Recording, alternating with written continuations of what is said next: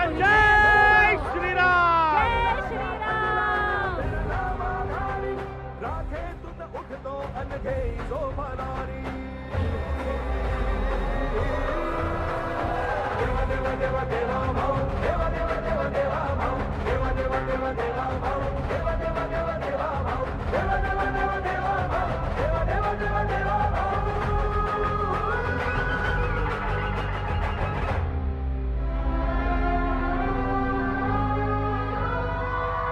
जय श्रीराम. जय श्रीराम. उजियारे में, अंधकार में, कल कहार में, बीजधार में, घोर घृणा में, पुत प्यार में, क्षणिक जीत में, दीर्घहार में, जीवन के शत शत आकर्षक अरमानों को ढलना होगा. कदम मिलाकर चलना होगा. कदम मिलाकर चलना होगा. आदरणीय श्री अटल बिहारी वाजपेयी यांच्या या सुंदर कवितेने आजच्या कार्यक्रमाची मी सुरुवात करते. हम सबको कदम मिलाकर चलना होगा, साथ में आगे बढ़ना होगा. जय श्री राम. यानंतर मी माननीय श्री आकाशजी फुंडकर यांना विनंती करते की त्यांनी मार्गदर्शनपर 2 शब्द बोलावे. अकोला जिल्ह्याचे पालकमंत्री माननीय श्री आकाशजी फुंडकर. बोला भारत माता की वंदे. छत्रपती शिवाजी महाराज की. मित्रांनो, आज आपल्या सर्वांच्या भेटीला या नगर परिषदेच्या निवडणुकीच्या प्रचाराच्या निमित्तानं आपल्या राज्याचे लाडके मुख्यमंत्री आदरणीय देवाभाऊ यांचं स्वागत झालेलं आहे, यांचं आगमन झालेलं आहे. आपण जोरदार टाळ्या वाजून पुन्हा एकदा स्वागत करा. आजच्या या प्रचंड सभेच्या निमित्तानं मंचावर उपस्थित आदरणीय देवाभाऊ, आपले लाडके खासदार अनुप भाऊ, आपले लाडके रणधीर भाऊ आणि ज्यांच्या प्रयत्नाने या भागामध्ये विकासाचा झंझावात सुरू आहे असे आपले लाडके प्रकाश भाऊ, आदरणीय संजू भाऊ, मंचावरील सर्व मान्यवर आणि मोठ्या संख्येने जमलेले माझे सर्व बंधू आणि भगिनींनो, आज नगरपालिकेची निवडणूक लागलेली आहे. आपल्याशी बोलायला आदरणीय देवेंद्रजी इथे आलेले आहे. आम्ही कोणीही जास्त वेळ काही घेणार नाही, पण आपल्या सर्वांच्या भविष्याची ही निवडणूक आहे.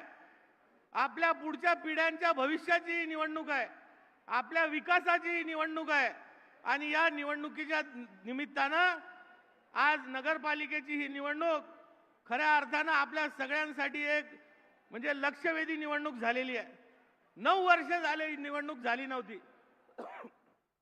आपण सगळे वाट पाहत होतो. ही कार्यकर्त्यांची निवडणूक आहे, गल्ली बोळातल्या कामांची निवडणूक आहे, समस्यांची निवडणूक आहे. आणि म्हणून आपल्या सगळ्यांना आता विचार करून मतदान करायचं आहे.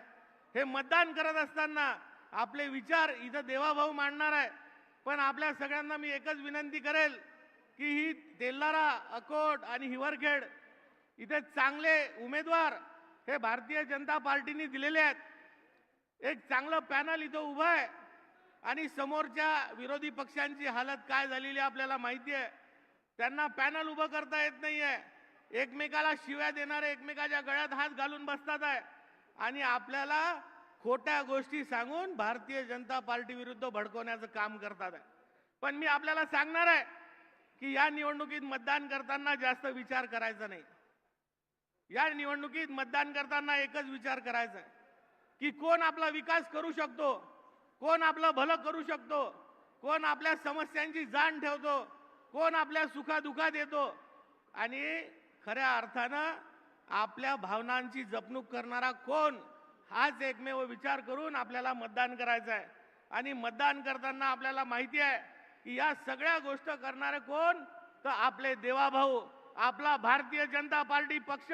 त्यामुळे आता कुठेही पाहायचं नाही, एकच लक्ष, कमळ चिन्हाचं बटन दाबून भरघोस मतांनी तिन्ही नगरपालिका आपल्या निवडून आल्या पाहिजे. हाच एक संकल्प आज आपण घेऊन जायचा आहे. आज आपले उमेदवार सौ सुलभाताई रमेश दुतोंडे या हिवरखेडमध्ये नगराध्यक्षासाठी उभ्या आहेत. सौ माया विवेक धुळे ह्या अकोट नगराध्यक्षासाठी उभ्या आहेत आणि सौ विशाली जितेंद्र पालीवाल या तेल्लारा नगराध्यक्ष पदासाठी उभे आहेत. त्यांच्यासोबत आपलं पॅनल, आपले सर्व नगरसेवक पदाचे उमेदवार उभे आहेत. मी आपल्या सर्वांना विनंती करतो की भरघोस मतांचा आशीर्वाद देऊन ह्या तिन्ही नगरपालिका भारतीय जनता पार्टीला आपण द्याव्या. भरघोस मतांनी ह्या तिन्ही नगरपालिकांमध्ये सर्व भारतीय जनता पार्टीचे उमेदवार आपण निवडून द्यावे. आणि आज हा संकल्प एकदा आपण करून जावा. दोन्ही हात वर करून एकदा देवेंद्रजींना आपण हा विश्वास दिला पाहिजे की तिन्ही ठिकाणी आम्ही कमळ फुलू. एकदा दोन्ही हात वर करून नारा द्यायचा. बोला भारत माता की, छत्रपती शिवाजी महाराज की, जय श्रीराम. जय श्रीराम. धन्यवाद. धन्यवाद सर. यानंतर आपण आपले आजचे माननीय मुख्यमंत्री श्री देवेंद्र फडणवीस सर यांच्या हातून भारत मातेच्या प्रतिमेला पुष्पार्पण करूया.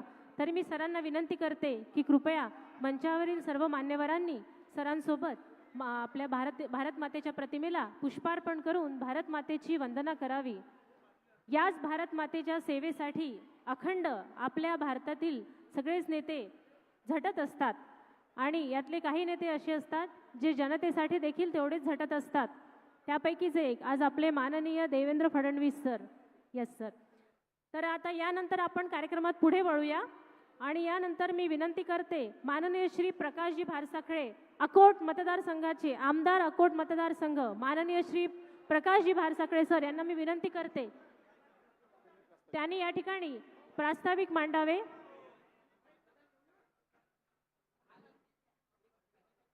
स्वागत करून घेऊ का? माफ करा. सर्वप्रथम आपण या ठिकाणी स्वागत करूया सरांचं. या ठिकाणी आपण स्वागत करूया. सरांना शाल, श्रीफळ, पुष्पगुच्छ आणि एक विशिष्ट या ठिकाणी भेट सरांना देण्यात येत आहे.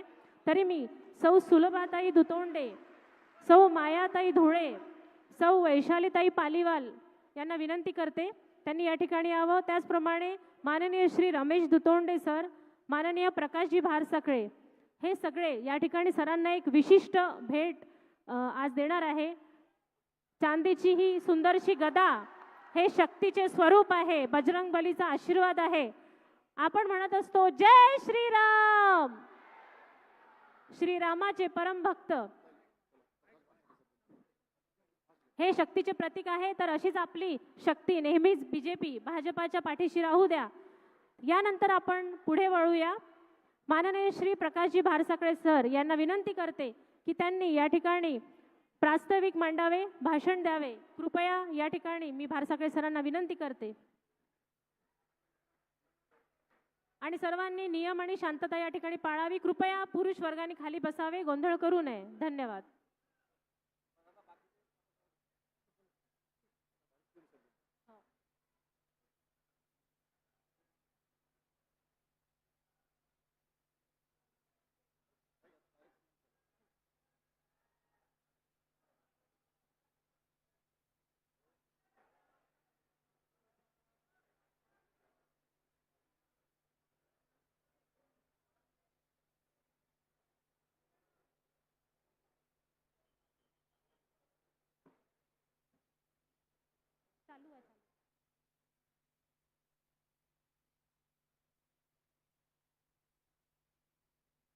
जय श्रीराम. बंद आहे ना? सर इकडे येऊन बोलू शकता. भारत माता की. आपले महाराष्ट्राचे चाणक्य आदरणीय देवेंद्रजी फडणवीस मुख्यमंत्री, आपले पालकमंत्री आदरणीय प्रकाशजी बुनकर, पालकमंत्री अकोला, आमदार पूर्व आदरणीय रणजितभाऊजी सावरकर, आपले खासदार आदरणीय अनुपजी धोत्रे, आदरणीय आमदार वसंतरावजी खंडेलवाल, आदरणीय आमचे बंधू अनिलदादा गावंडे, आमचे जिल्हाध्यक्ष संतोषजी शिवरकर, माजी महापौर आमचे बंधू विजयरावजी अग्रवाल, आदरणीय या जिल्ह्याचे निवडणूक प्रमुख अमितजी कावरे, डॉक्टर आदरणीय सुलभाताई दुतोंडे, हिवरखेडचे नगराध्यक्षाचे पदाचे उमेदवार आदरणीय मायाताईजी धुळे, अकोट नगराध्यक्ष पदाचे उमेदवार आदरणीय सौ वैशालीताई पालीवाल, तेलारा नगराध्यक्ष पदाचे हे उमेदवार, हे तीनही उमेदवार हे आपल्या सेवेत उभे आहेत. आदरणीय सरजुनीन माधवजी मानकर, आदरणीय मंगेशजी दुतोंडे, आदरणीय हरीशजी टावरे, आदरणीय गणेशजी रोठे, आदरणीय गोपालजी मोहोळ, आदरणीय गिरीशजी जोशी, आदरणीय ज्यांच्याकडे हा सर्व हिवरखेडचा कारभार आहे इच्छे सुपुत्र आदरणीय रमेशजी दुतोंडे, आदरणीय डॉक्टर संजयजी शर्मा, आदरणीय देवाशिषजी काकड, आदरणीय श्री किरणजी शेजाणे आणि आपण या सभेला आलेले सर्व तिन्ही नगर परिषदचे सर्व मान्यवर आणि तरुण मंडळी. आज देवेंद्रजी आपल्या हिवरखेडला आले हे स्वप्नासारखं वाटते. का की आतापर्यंतच्या इतिहासात कोणी मुख्यमंत्री या भूमीवर अवतरले नाहीत. माझी आणि हिवरखेडवासियांची भाऊ खूप इच्छा होती की ज्यावेळेस तुम्ही नगर परिषद मंजूर केली, ग्रामपंचायतची डायरेक्ट नगर परिषद झाली आणि त्यावेळेस इथल्या सर्व मंडळींना ठरवलं होतं की भाऊजी हत्तीवरून मिरवणूक काढतो. ते पत्रसुद्धा मी तुम्हाला दिलेलं होतं, पण तुमच्या काही कामामुळे तुम्ही हिवरखेडला येऊ शकले नाही. रणधीर भाऊजी आमची चर्चा झाली की आता देवेंद्र येऊन राहिले तर आपण हिवरखेडला त्यांनी मान्य केलं आणि हिवरखेडला आपलं पदार्पण झालं. हे भूमी, या भूमीवर आपण आले, ही भूमी धन्य झाली आणि त्या दृष्टीनं या परिसरामध्ये आपण करोडो रुपयाचे कामं आपण हे केलेले आहेत. त्याचा पाढा मी काही जास्त वाचणार नाही, त्याचे डिटेल तुमच्याकडे दिलेले आहेत. काय काय आपण केलं, किती किती या परिसराला आशीर्वाद दिले आणि त्या दृष्टीनं 1000 कोटी रुपयाचे कामं आदरणीय देवेंद्रजीनं केलेले. 24 तास द्यायचं काम हे 500 करोड रुपये हे देवेंद्रजीनं दिले. म्हणजे अशी मोठी मोठी कामं भाऊ आपण दिली. आज 24 तास वीज हे माझ्याकडे आहे आणि त्या दृष्टीनं सोलरवर 500 एकर जमीन ही 1 लाखचे घेऊन आज सर्व इकडे सोलरचं काम सुरू आहे. अर्ध काम झालं आहे, अर्ध काम या 2-4 महिन्यात होऊन जाईल. म्हणजे इतक्या शेतकऱ्यांना दिलासा दिला की 24 तास पाण्याचा भरपूर साठा. पाण्याची चणचण अशी आहे की हे इथं वान धरण आहे भाऊ.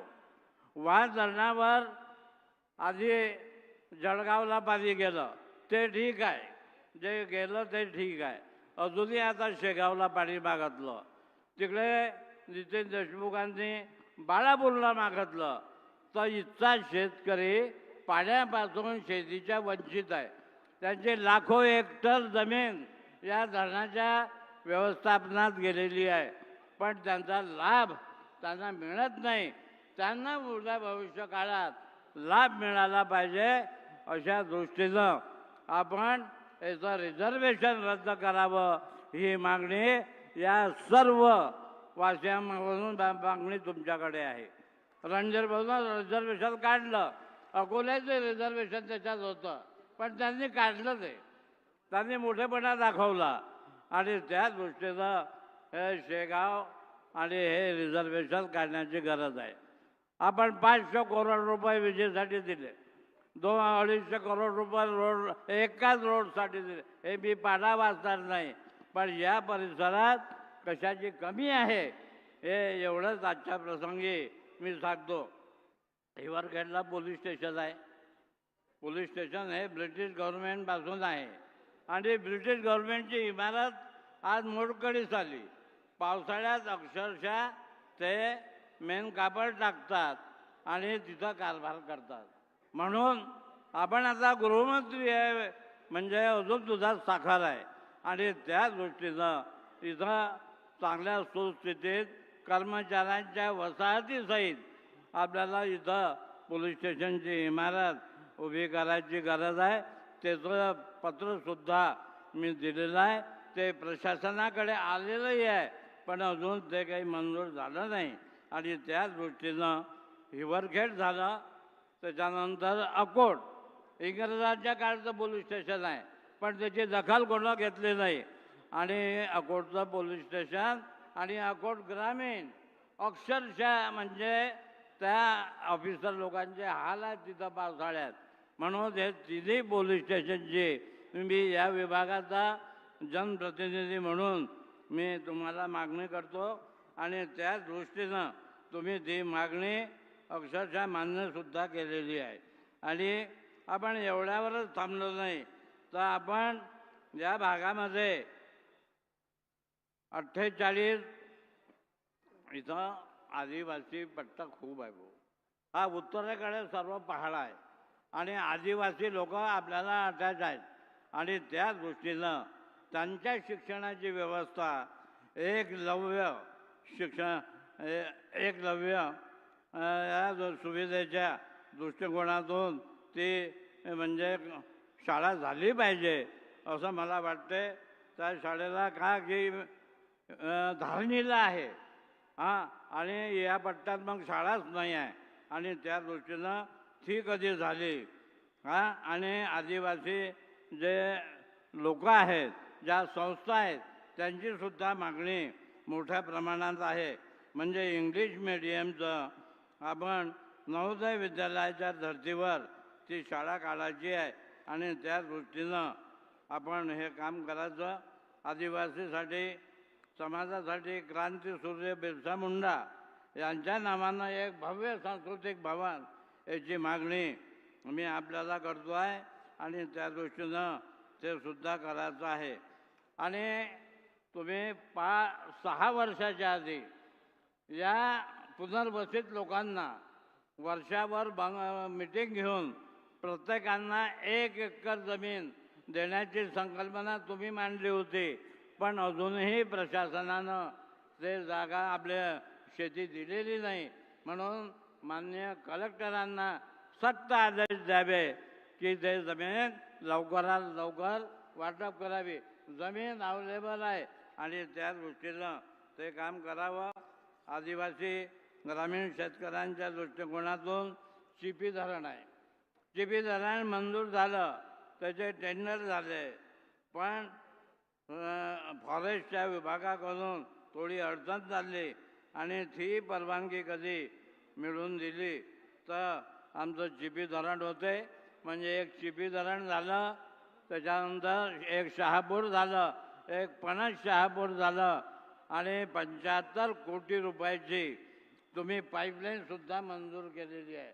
म्हणजे शेतकऱ्यांच्या पूर्ण शेतीपर्यंत ते जसं पिण्याचं पाणी पाईपलाईन येते तसंच धरणाचं पाणी हे शेतीपर्यंत हे जाणार आहे आणि त्या दृष्टीनं आपल्याला हे संपूर्ण कामं करायचे आहेत. आता निवेदन वेळ कमी आहे आपल्याला पुढे सभेला जायचं आहे. निवेदनाच्या रूपानं मी आपल्याला हे सर्व कामं देईल. एवढंच आल्याबद्दल पुन्हा आपलं मनापासून स्वागत करतो, धन्यवाद देतो, आभार मानतो आणि माझे 2 शब्द संबोधतो. जय हिंद, जय महाराष्ट्र. धन्यवाद सर, खूप खूप धन्यवाद. यानंतर एक महत्त्वाची सूचना. हिवरखेड तेल्हारा अकोट येथील जाहीरनामाचे विमोचन आज माननीय देवेंद्रजी फडणवीस यांच्या हस्ते होणार आहे. तरी टाळ्या वाजून आपण या क्षणाचे साक्षीदार आहोत याची ग्वाही द्या. टाळ्या वाजून या जाहीरनाम्याचं जे या ठिकाणी सरांनी विमोचन केलेले आहे, हिवरखेड तेल्हारा अकोट येथील हा जाहीरनामा आहे, याचे विमोचन माननीय मुख्यमंत्री यांच्या हस्ते या ठिकाणी पार पाडण्यात आलेलं आहे.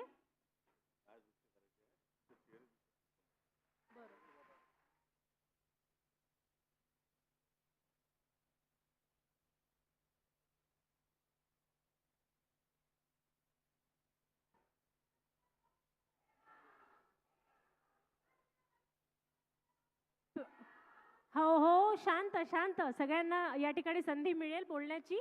त्याआधी आपण आज सभेमध्ये जे आवश्यक आहे ते पार पाडूया. पेन्शनर टीचर्स फोरम जिल्हा अकोला, अकोला जिल्ह्यातील अतिवृष्टीग्रस्त शेतकऱ्यांसाठी म्हाताऱ्या शिक्षकांद्वारे मुख्यमंत्री सहायता निधीकरिता तब्बल 1,00,000 रुपयांचा चेक प्रदान करण्यात येत आहे. उपस्थित शिक्षक पेन्शनर टीचर्स फोरमचे अध्यक्ष जयवंतराव घाटोळ सर, सह सचिव विलास जनावरे सर, नन्नावरे सर, उपाध्यक्ष ज्ञानदेवराव शेगोकार सर, तसेच सहसंघटक रमेशजी कारे सर, इतर पदाधिकारी गण या ठिकाणी उपस्थित आहे. समन्वयक सुनील सुरळे उपस्थित या ठिकाणी आहेत. CMRF Akola, pensioner teachers forum जिल्हा अकोला या ठिकाणी 1,00,000 रुपयांचा चेक प्रदान करण्यात येत आहे. तरी टाळ्या वाजवून आपण या ठिकाणी कौतुक करूया. आता ज्या क्षणाची आपण सगळेजण वाट बघत आहोत तो क्षण आला आहे. आता ऐकूया आपण आपले आदरणीय माननीय महाराष्ट्राचे लाडके मुख्यमंत्री श्री देवेंद्र फडणवीस यांना. जय श्रीराम. भारत माता की, भारत माता की, छत्रपती शिवाजी महाराज की, धर्मवीर छत्रपती संभाजी महाराज की. जय श्रीराम, जय जय श्रीराम. आजच्या या प्रचार सभेमध्ये मंचावर उपस्थित असलेले आपले पालकमंत्री आकाश फुंडकरजी, सन्माननीय खासदार अनुप धोत्रेजी, सन्माननीय आपले लोकप्रिय आमदार प्रकाश भाऊ भारसाकळेजी, रणधीर भाऊ सावरकरजी, वसंत खंडेलवालजी, आमदार संजय कुटेजी, बळीराम शिरस्करजी, अनिलदादा गावंडेजी, संतोष शिवरकरजी, विजय अग्रवालजी, अमित कावरेजी, या ठिकाणी आपल्या हिवरखेडच्या नगराध्यक्षपदाच्या उमेदवार सुलभाताई दुतोंडे, आकोटच्या सौ मायाताई धुळे, तेल्हाऱ्याच्या वैशालीताई पालीवाल या ठिकाणी मंचावर उपस्थित, मंगेश दुतोंडे,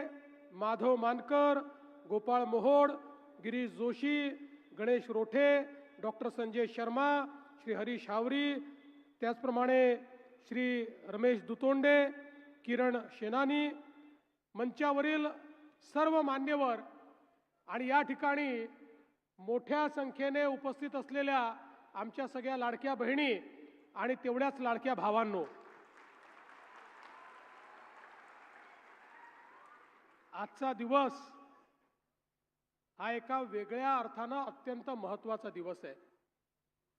याचं कारण आपल्याला कल्पना आहे की मागच्या काळामध्ये अयोध्येमध्ये प्रभू श्रीरामांचं मंदिर झालं पाहिजे याचं एक मोठं आंदोलन झालं आणि देशाचे प्रधानमंत्री माननीय मोदीजींच्या नेतृत्वात अयोध्येला मंदिराचा निर्माण झालं आणि त्या ठिकाणी श्री रामललांच्या विग्रहाची मूर्तीची प्रतिष्ठापना झाली. पण त्यावेळी जरी ती प्रतिष्ठापना झाली होती तरी देखील कळसाचं काम बाकी होतं. आपल्याकडे मंदिर पूर्ण झालं कधी समजतात, ज्यावेळी कळसाचं काम पूर्ण होतं. आणि कळसाचं काम पूर्ण झालं हे कधी समजतात, ज्यावेळी त्या ठिकाणी भगवी धर्मध्वजा फडकते.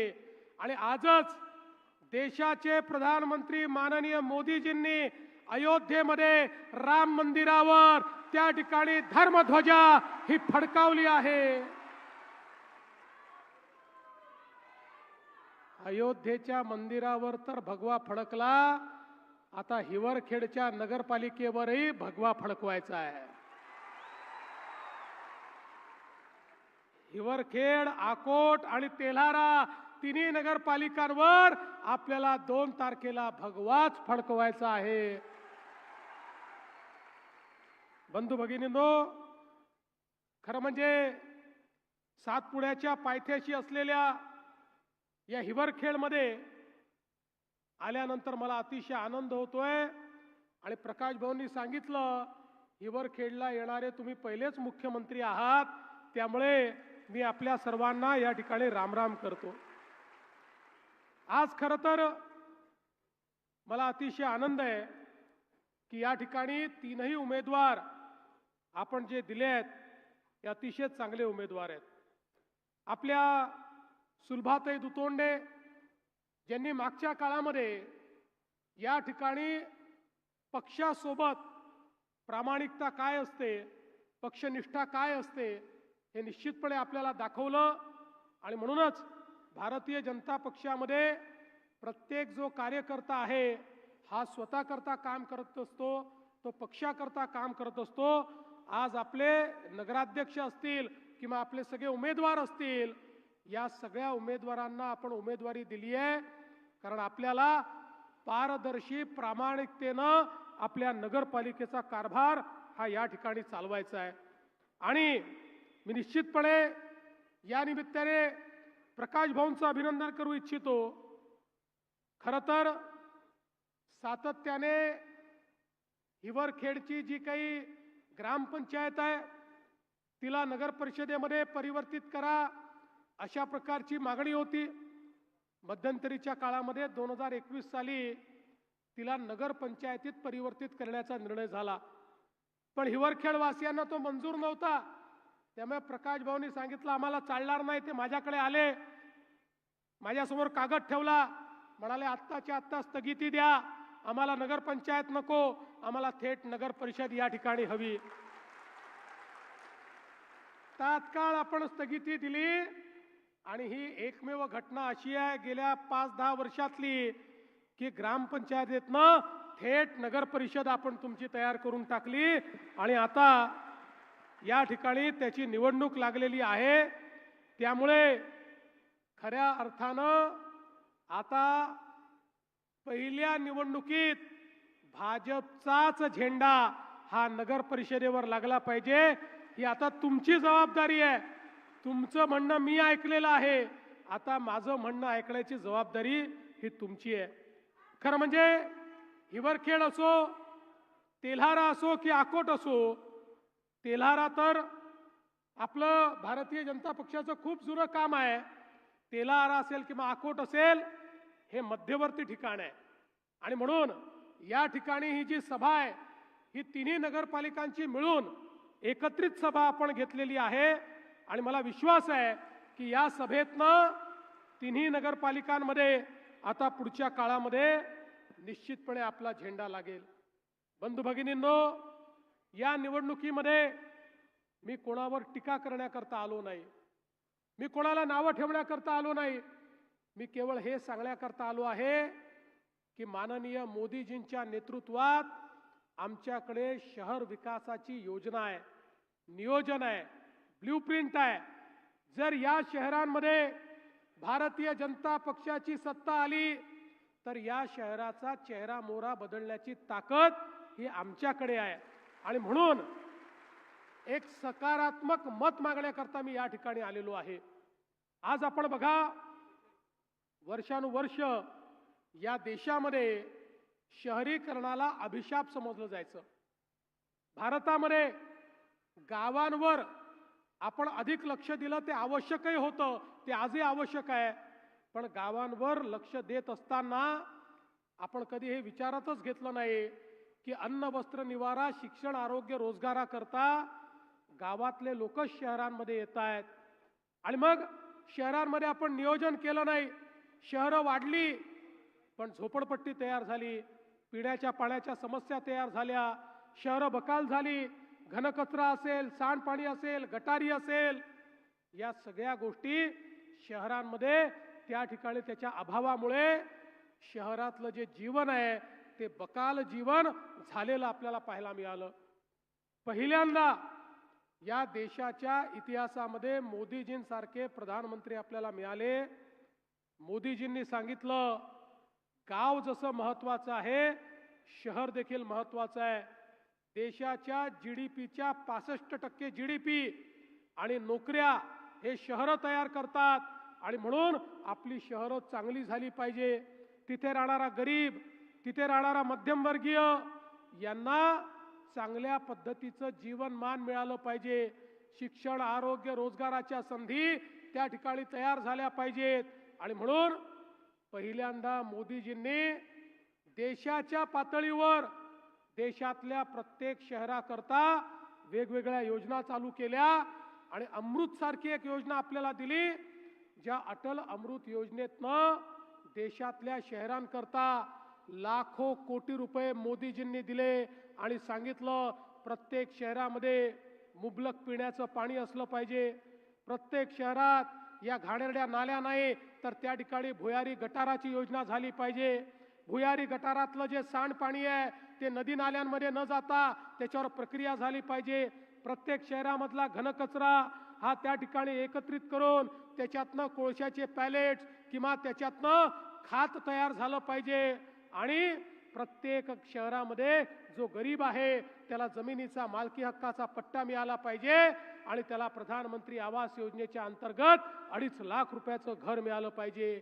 मोदीजींनी सांगितलं की प्रत्येक शहरामध्ये आयुष्यमान आरोग्य योजनेच्या माध्यमातून त्या ठिकाणी दवाखाना तयार झाला पाहिजे आणि प्रत्येकाला त्या ठिकाणी मोफत उपचार मिळाला पाहिजे. आमच्या शहरातल्या शाळा या डिजिटल शाळा झाल्या पाहिजेत. आमच्या अंगणवाड्या या डिजिटल अंगणवाड्या झाल्या पाहिजेत. एक प्रकारे लोकांचं जीवनमान हे बदललं पाहिजे. आणि म्हणून महाराष्ट्रामध्ये देखील आपण मिशन हातामध्ये घेतलं. महाराष्ट्र असं शहर, असा राज्य आहे, आपल्या महाराष्ट्रामध्ये 6.5 कोटी लोक हे 40,000 गावांमध्ये राहतात आणि तेवढेच 6.5 कोटी लोक 400 शहरांमध्ये राहतात. या 400 शहरांचं जर आपण त्या ठिकाणी रूप बदललं, त्यांचं चित्र बदललं, त्या ठिकाणी आपण लोकांना सुखसोयी दिल्या तर अर्ध महाराष्ट्र हा त्या सुखसोयींमुळे सुखासीन होऊ शकतो, त्यांच्या जीवनात परिवर्तन येऊ शकतं.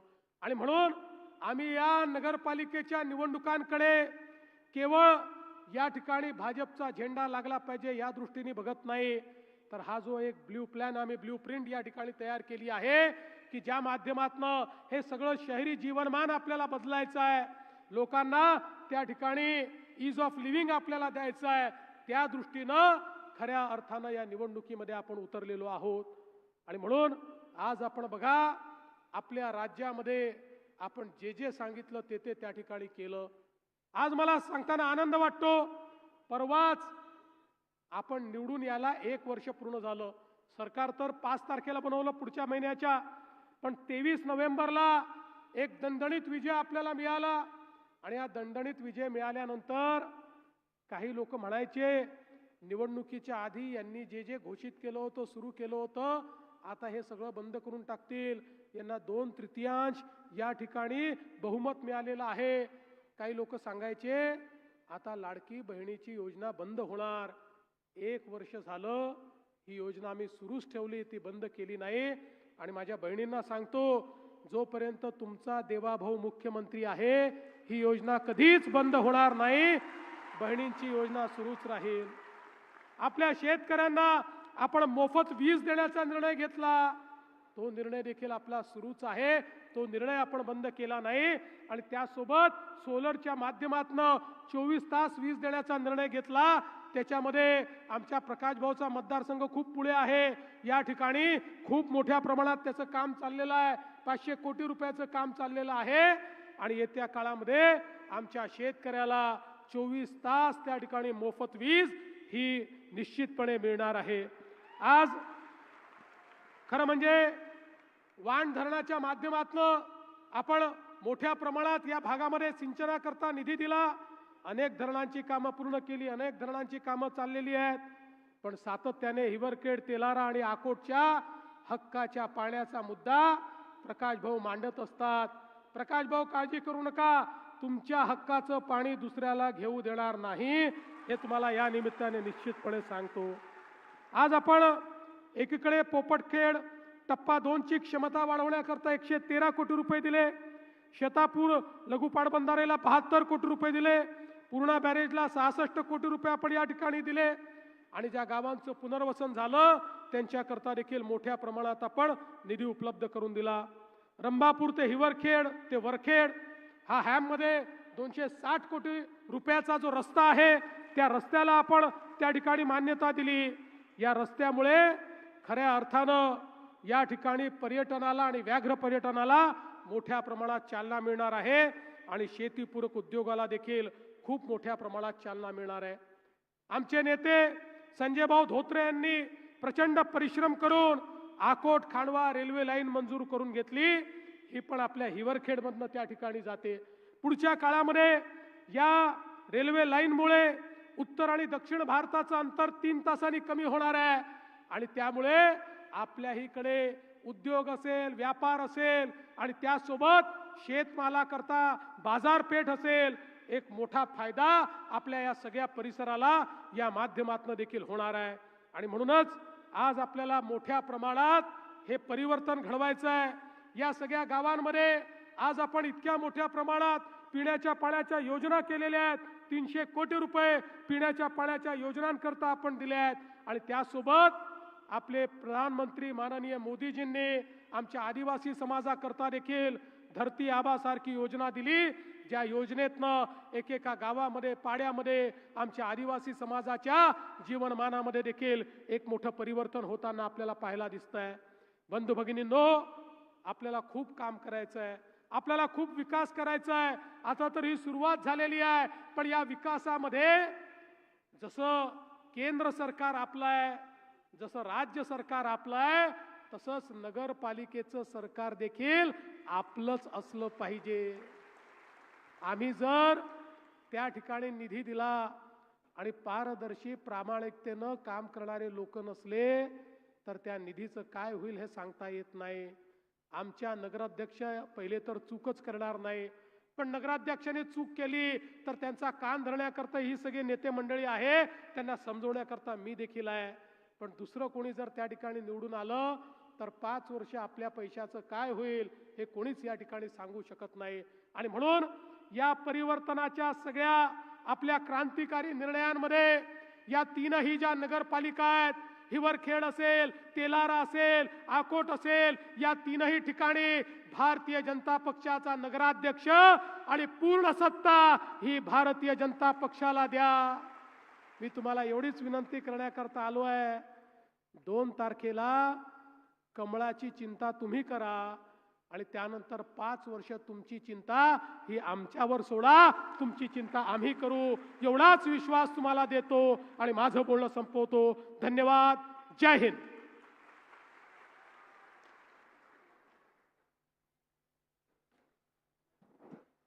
धन्यवाद सर, खूप खूप धन्यवाद. आपण इतका मोलाचा वेळ आम्हाला दिलात आणि या ठिकाणी आम्हाला इतके आश्वासनं आपण देऊन जात आहात. आम्ही देखील आपल्या पाठीशी आहोतच. सबको साथ बढ़ना है, सबको आगे चलना है.